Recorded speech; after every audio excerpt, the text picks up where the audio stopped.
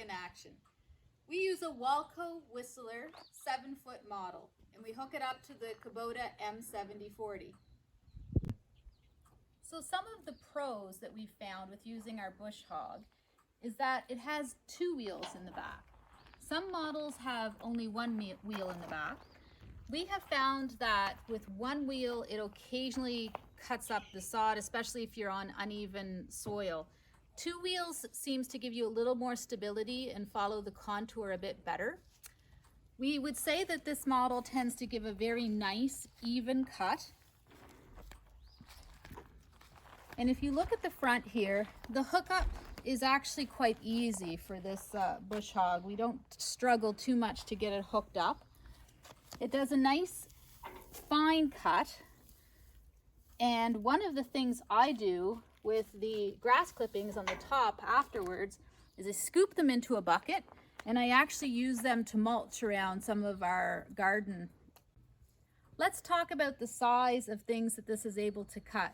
We've found that it actually seems to do a good job on most of our pastures. It can easily cut down alders with probably a trunk diameter of about that. You obviously have to slow down to do those things, but we've had good success with this. Now we're going to talk about a few cons associated with the bush hog.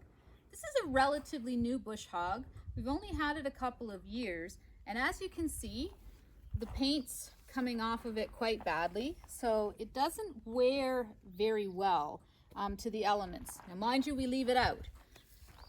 The other thing is that the grease headings we have found quite difficult to access, and it can be a real chore trying to grease them.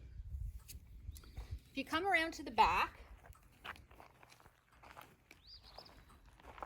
this could be a potential safety concern. You can see that our bush hog is open underneath the back. Now some bush hogs actually will have even chains or a little bit of a grill or grate that comes down to give some protection from the debris flying out the back. This one doesn't have that, so that's something else I guess you should consider. I mean, ultimately you really shouldn't be around your bush hog anyway when you're chopping up stuff. So those are a few of the cons that we've noticed as we've been working with it. So to summarize, we use the bush hog quite a bit on our farm.